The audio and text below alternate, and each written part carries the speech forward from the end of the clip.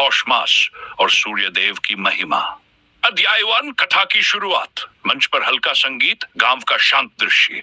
एक वृद्ध व्यक्ति दादाजी कुछ बच्चों को अपनी गोद में बिठाकर कहानी सुनाने की तैयारी कर रहे हैं। आओ बच्चों, आज मैं एक विशेष कहानी सुनाऊंगा। यह कहानी है सूर्यदेव और पौष मास की, जब धरती पर उनकी कृपा से अद्भुत चमत्कार हुआ था। सूर्यदेव, वे तो बहुत दूर रहते हैं दादाजी, उनकी कहानी कैसे हो सकती है? हाँ रे, वे दूर है, लेकिन उनकी कृपा हर जगह है। क्या तुम्हें पता है पौष मास को सूर्यदेव का महीना क्यों कहा जाता है? नहीं नहीं दादाजी, जल्दी बताइए, मुझे तो कुछ भी नहीं पता। अच्छा, तो ध्यान से सुनो। ये उस समय की बात है जब धरती पर सर्दी बहुत बढ़ गई थी। पौष मास का आरंभ हो चुका था और सूरज की किरणें बहुत कमजोर हो गई थी। ठंड इतनी तेज थी कि लोग बाहर निकलने से भी डरते थे। ऐसे समय में राजा धर्मराज ने सूर्यदेव से प्रार्थना की। अध्याय 2, प्रार्थना और सूर्यदेव का प्रकट होना। पृष्ठभूमि में भव्य राजमहल का दृश्य। धर्मराज राज सिंहासन पर बैठकर मंत्रियों से चर्चा कर रहे हैं। हे मंत्रीगण, यह ठंड अब असहनीय हो गई है। हमारी प्रजा कठिनाइयों से जूझ रही है। क्या कोई उपाय है जिससे सूर्यदेव को प्रसन्न किया जा सके? मंत्री आज कहते हैं कि अगर सच्चे मन से सूर्यदेव की आराधना की जाए तो वे अवश्य प्रसन्न होते हैं। वाह, ठीक है, हम पूरी प्रजा के साथ सूर्यदेव की आराधना करेंगे।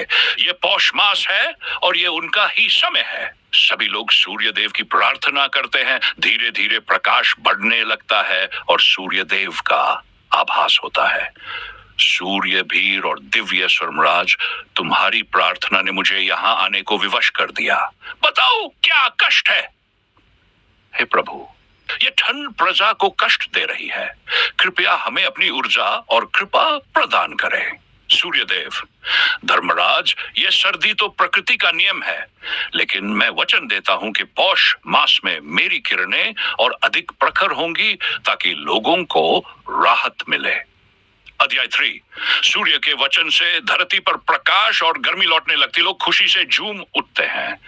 गांव वाले, देखो देखो, सूर्यदेव ने हमारी प्रार्थना सुन ली। अब ठंड सहन हो रही है। हाँ, अब फसलें भी सही समय पर उगेंगी। सच में सूर्यदेव महान है। इस बीच एक छोटी बच्ची सूर्य की ओर देखकर बोलती है, सूर्यदेव, आप हमें हमेशा ऐसे ही गर्मी और रोशनी देते रहना। मेरी बच्ची, जब तक इस धरती पर धर्म रहेगा, मैं अपनी कृपा बरसाता रहूंगा। अध्याय 4, पौष मास की महिमा। दादाजी की आवाज फिर सुनाई देती है। बच्चे उत्साह से भरकर उनकी बात सुन रहे हैं। बच्चों, इसी कारण पौष मास को सूर्यदेव का महीना माना जाता है। इस समय सूर्यदेव को प्रसन्न करने के लिए लोग पूजा करते हैं और व्रत रखते हैं।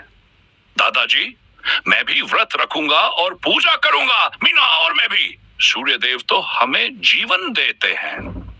सही कहा बच्चों, उनकी पूजा से हमें ऊर्जा, शांति और स्वास्थ्य मिलता है। अध्याय 5, सूर्यदेव की शिक्षाएं। दादाजी कहानी के अंत में बच्चों को सूर्यदेव की शिक्षाओं के बारे में बताते हैं। दादाजी, बच्चों, सूर्यदेव हमें सिखाते हैं कि हमें हमेशा अनुशासन और नियमितता का पालन करना चाहिए। जैसे वे हर दिन बिना रुके उगते और अस्त होते हैं, वैसे ही हमें भी अपने कर्तव्यों को निभाना चाहिए। छोटू, हाँ दादाजी, मैं रोज सुबह जल्दी उठूंगा और सूर्यदेव को जल चढ़ाऊंगा और मैं अपने सभी काम समय पर करूंगी। सभी बच्चे हंसते और खुश होते हैं। ये हुई ना बात।